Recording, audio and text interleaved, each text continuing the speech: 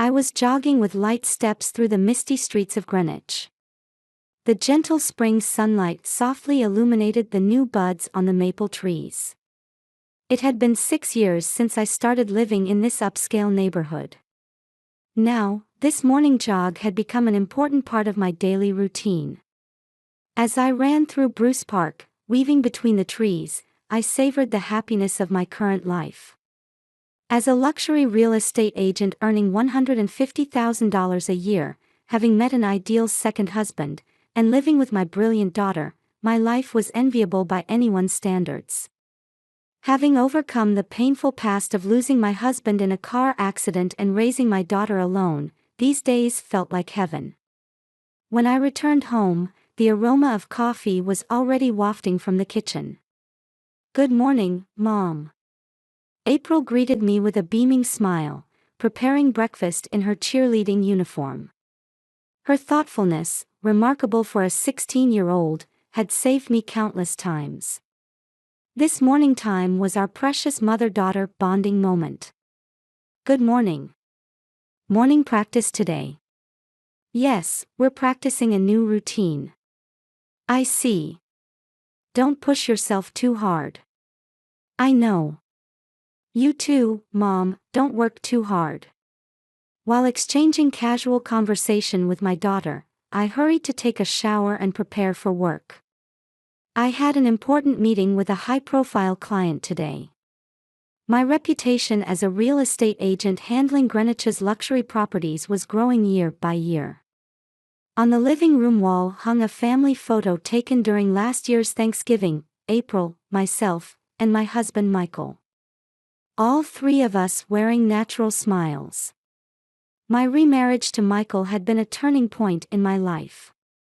As a senior manager at an investment bank earning $500,000 a year, he provided us with a stable life. What was particularly impressive was Michael's passionate commitment to charitable activities. At a recent charity event, he had called for and achieved $1 million donation to a children's hospital. The local paper covered it extensively, hailing him as Greenwich's pride. He was also recognized as an exemplary figure in the church community.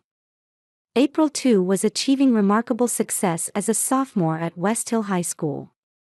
She consistently maintained top grades and served as captain of the cheerleading squad.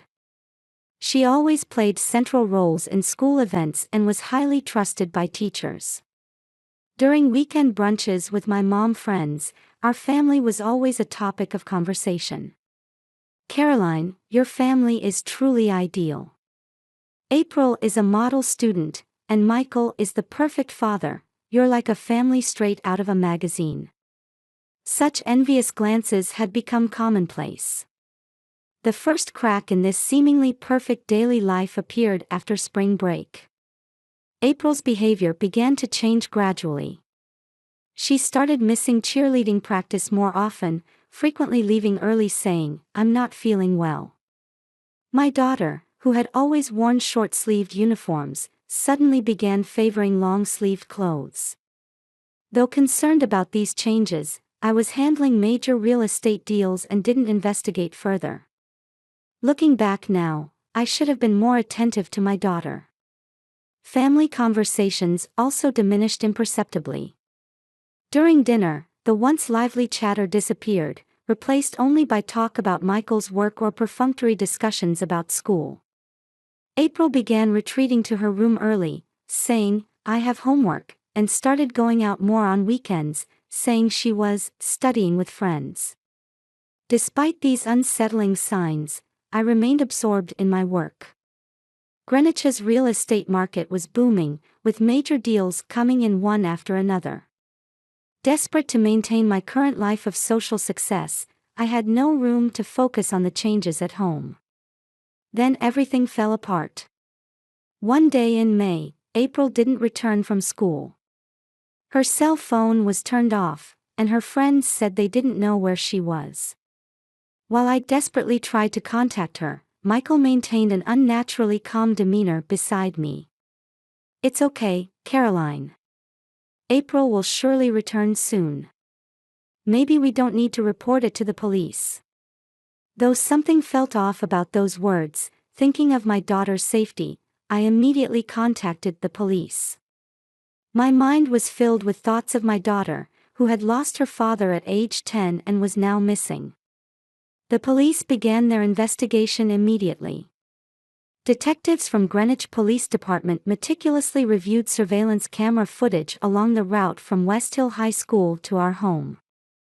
I sat in the cold chair at the police station, watching the same footage repeatedly. The last confirmed sighting of April was her leaving the school's main entrance. Her whereabouts after that were unknown. There are blind spots in the surveillance cameras. It's possible a car picked up your daughter in this section. She doesn't appear on the convenience store cameras near the school either, the detective lieutenant explained. We're canvassing the area, but so far there have been no decisive witness accounts. The detective's words tightened my chest. Michael sat quietly beside me, listening to the detective's report. Though I felt something was off about his overly calm attitude, I couldn't understand its significance.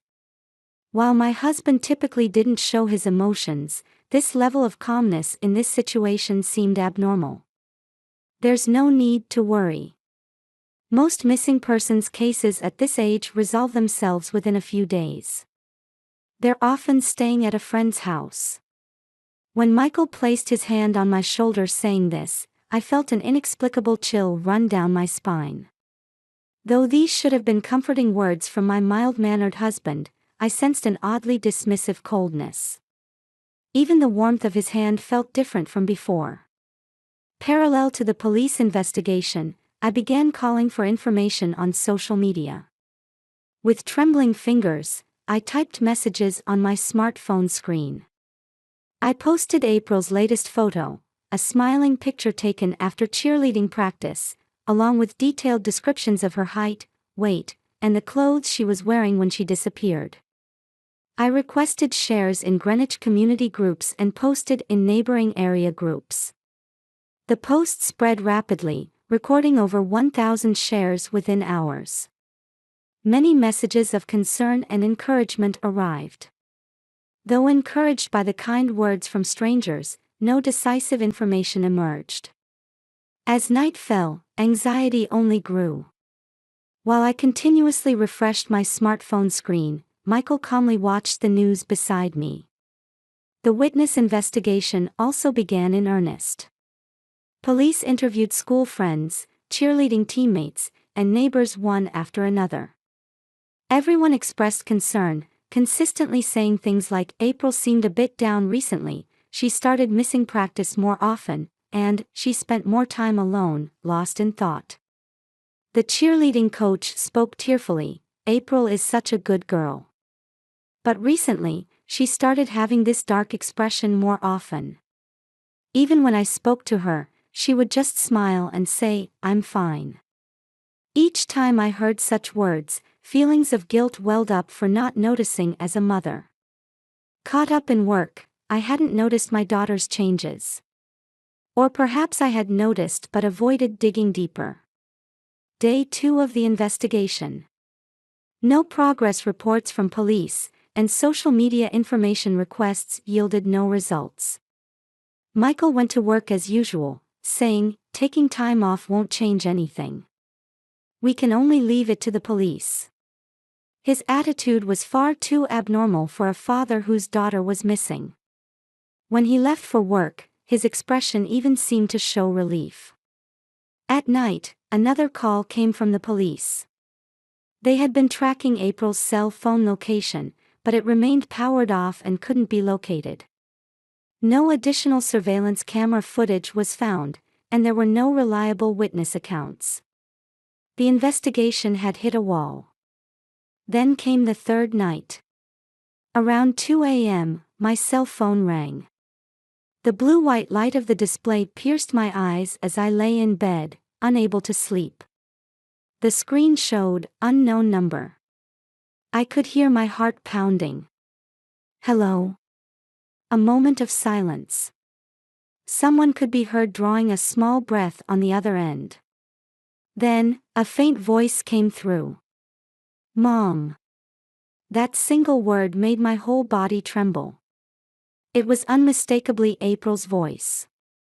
But different from her usual bright tone, it was shaky and fearful, as if afraid of being overheard. "April. Where are you?" My voice echoed in the bedroom. Michael stirred beside me but showed no signs of waking. Rather, his breathing seemed oddly rigid, as if pretending to sleep. "I'm sorry, but I can't come home." A sobbing voice.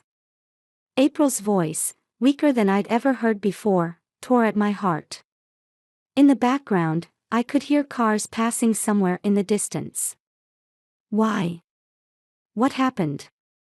Please tell me. Mom will definitely help you." There was a moment's hesitation at my desperate questioning. I could hear April draw a small breath on the other end of the receiver. And then, "Michael." The moment I heard those words, the call cut off. Just before it ended, I thought I sensed someone's presence. "April." I desperately called my daughter's name and tried redialing multiple times. But there was no response. That night, for the first time, I felt genuine suspicion toward Michael. As I watched my husband pretending to sleep beside me, I felt an unprecedented eeriness, and greeted dawn amid fear and anxiety. First thing the next morning, I reported the phone call to the police. The detective listened seriously but delivered a harsh conclusion. "With just the call history from an unknown number, it's difficult to trace the location. We'll request cooperation from the phone company, but it will take time." The investigation still showed no progress. That day, I went to the school to explain the situation. While waiting in the staff room, I noticed the cheerleading squad's photo posted in the hallway. April smiling with her arms around her teammates.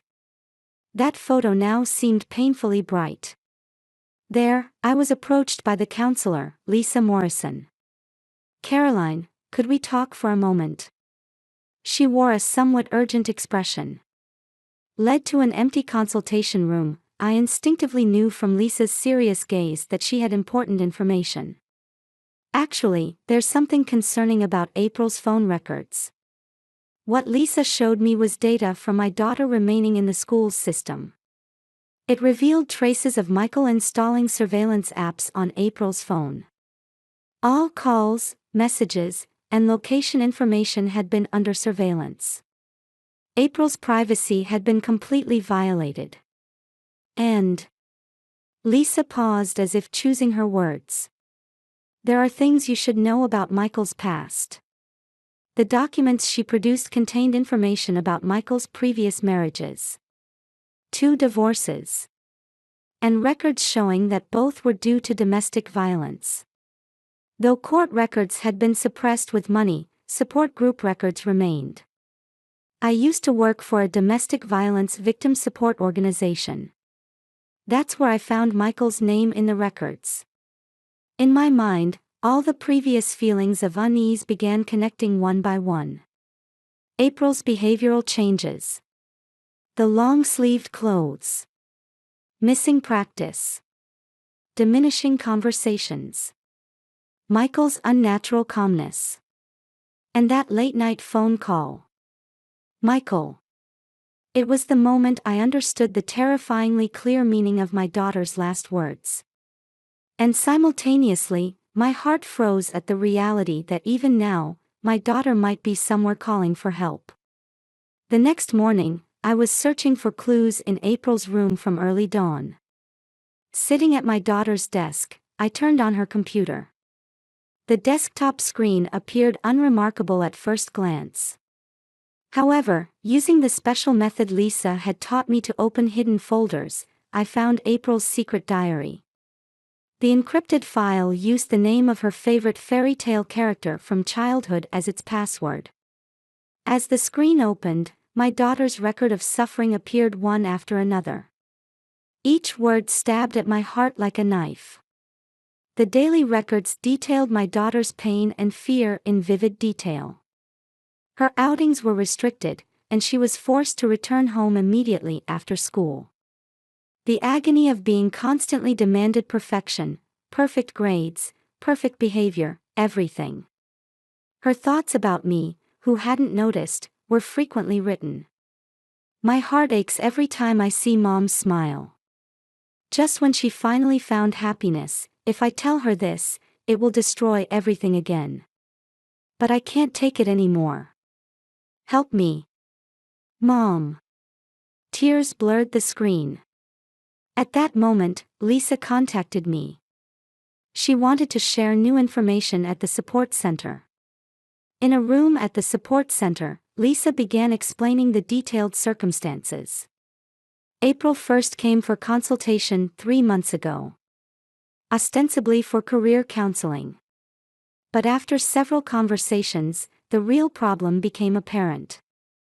Lisa took out her tablet and showed me the evidence April had left. Photos of bruises on her arms. Multiple photos with dates. Michael's Jekyll and Hyde transformation captured on hidden cameras. Small cameras placed in hallways and on stairs had captured moments of abuse. Recordings of verbal abuse. Everything had been systematically documented. April was very careful in collecting evidence. She had also gradually prepared an escape location. We had secured a shelter in our support network, ready for her to flee at any time. However, there were reasons why she couldn't easily escape. Lisa explained 3 serious reasons why April couldn't contact me, her mother. First, Michael's perfect surveillance of communications. Her smartphone was under constant monitoring, with all emails and social media being checked. Even school computers were under watchful eyes. The only possible communication was through the counseling room's special line. Next, strong feelings of guilt about destroying your happiness. Mom finally got a happy life. I don't want to ruin it with my problems, April repeatedly said through tears.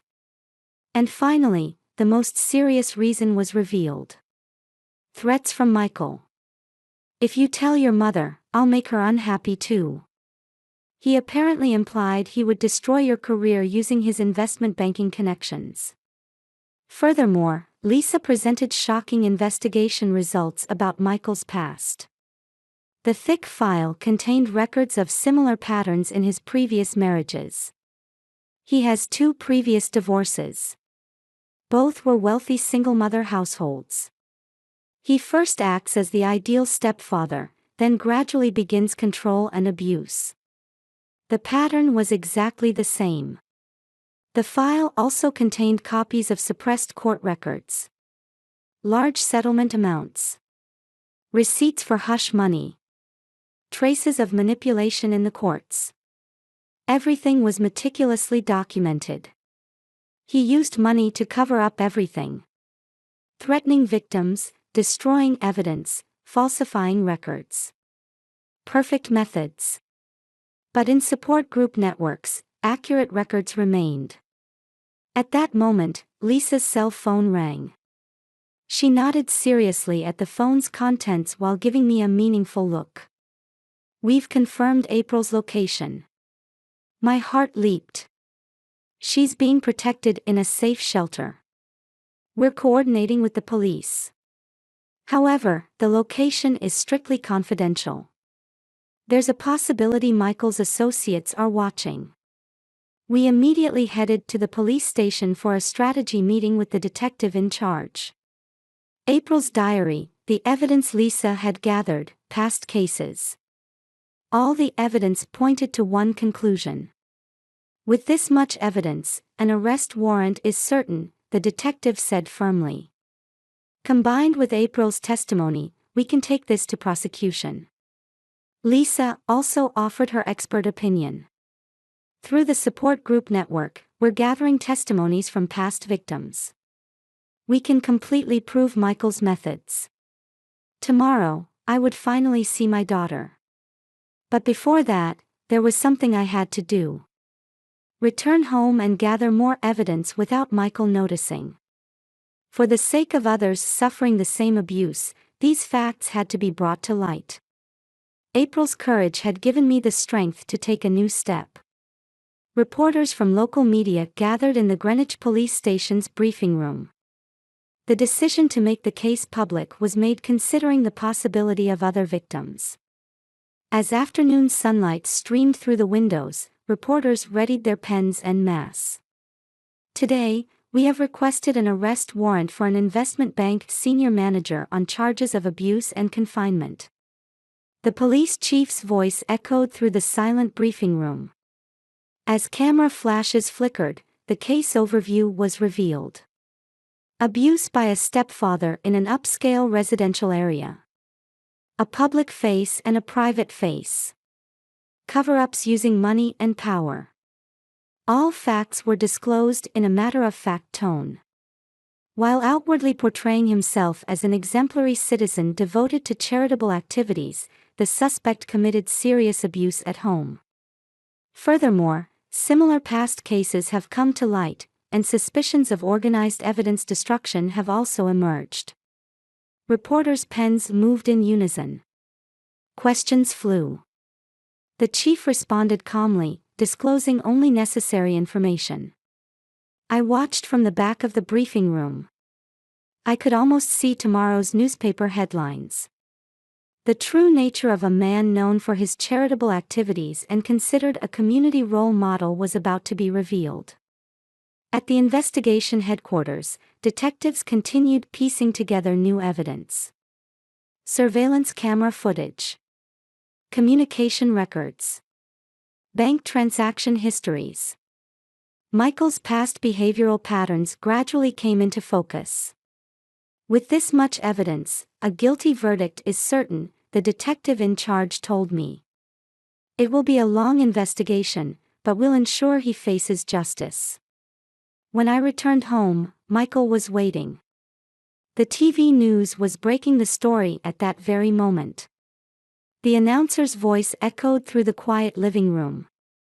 Today, Greenwich police announced a domestic abuse case involving a prominent investment banker. The scene of the police station briefing appeared on screen. Michael's expression no longer showed his usual calmness.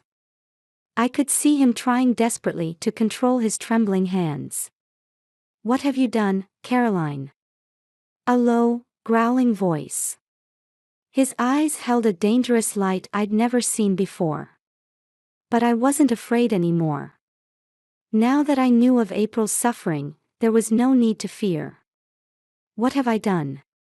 What have you done?" Suppressing my trembling voice, I questioned him. The words I had practiced many times came naturally. "Why did you hurt my daughter?"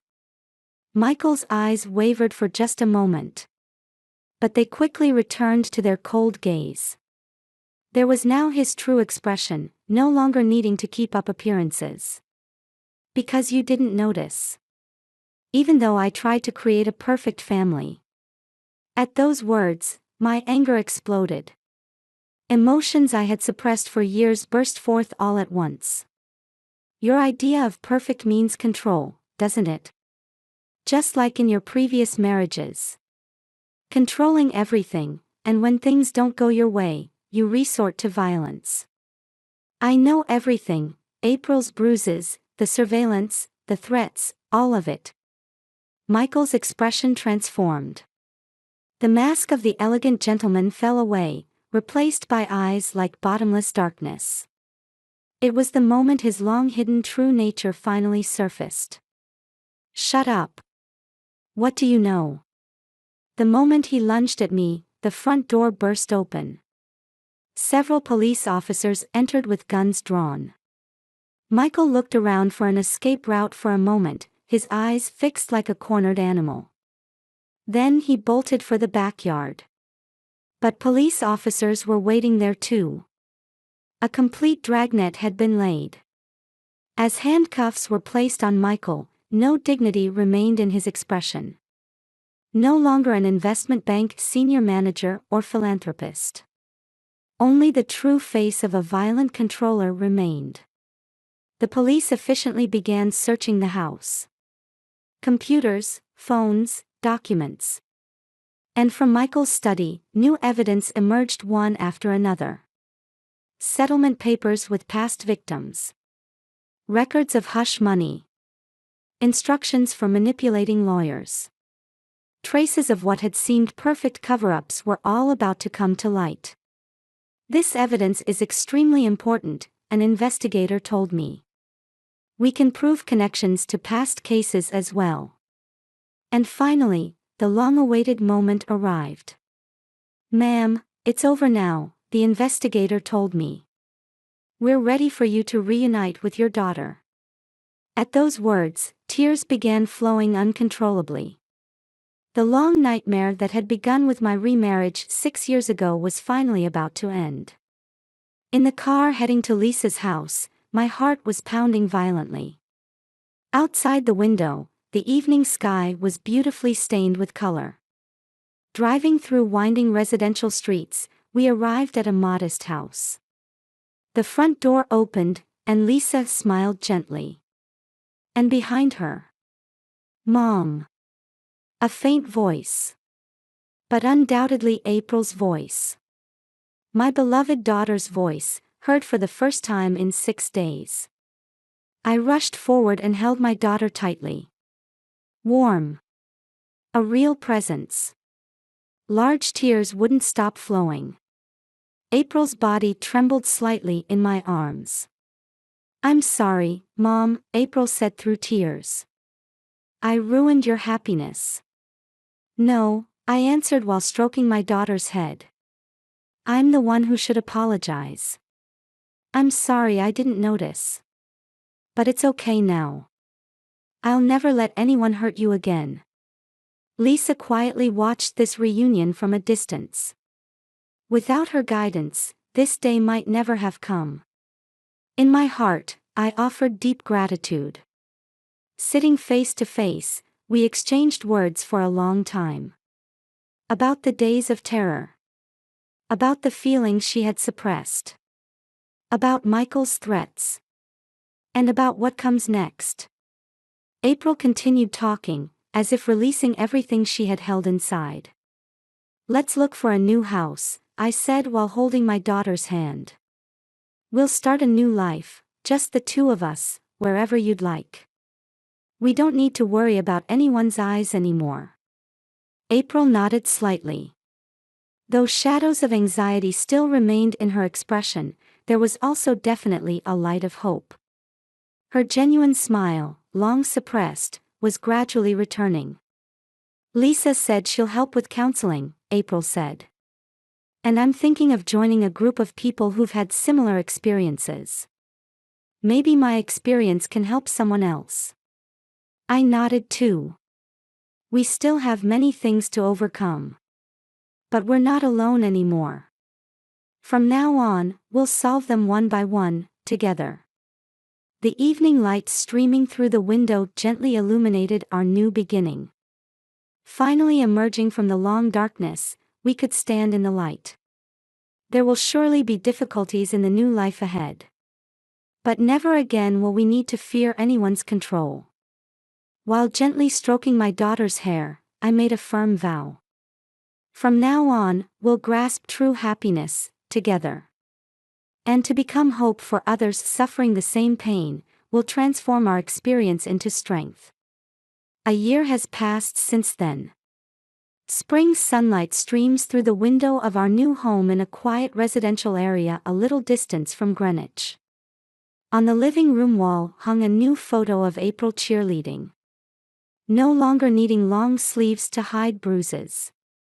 Her smile had regained its former brightness. "Mom, can you check the materials for today's lecture?" At breakfast, April handed me some documents. She had recently begun speaking about her experiences in front of victims her own age.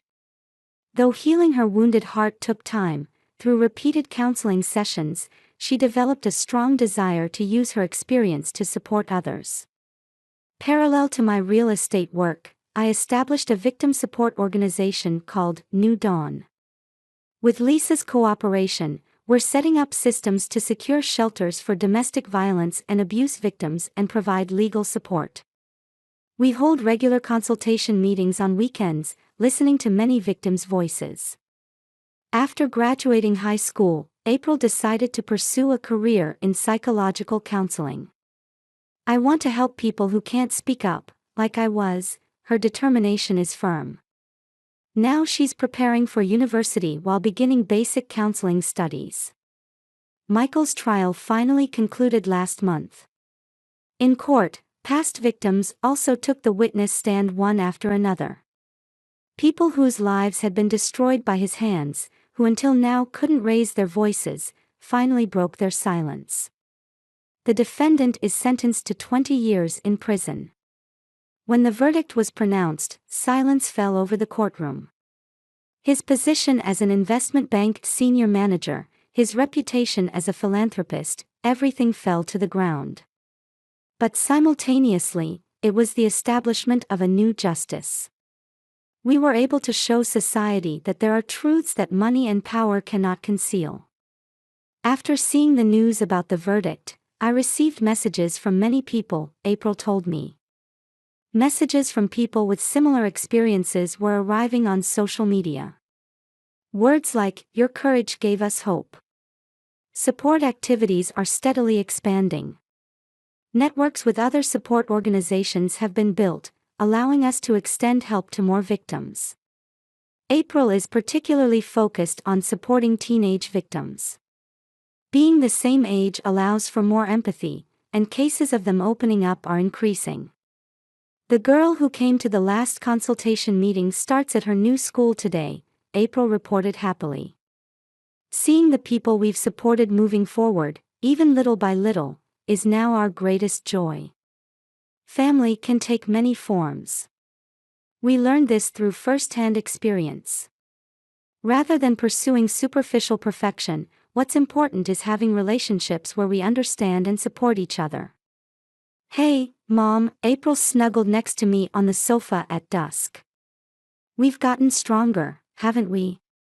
While gently stroking my daughter's hair, I answered, "Yes." But we became stronger because we realized we weren't alone. Outside the window, spring breeze rustled new leaves. The suffering we endured certainly left deep scars. But those scars are now becoming hope for others. The new story of our mother and daughter has only just begun. We'll keep moving forward, one step at a time. On the living room shelf, newspaper clippings reporting our support activities are carefully preserved. "Overcoming Abuse, a Mother and Daughter's Story of Rebirth." That headline seemed to speak of our new mission.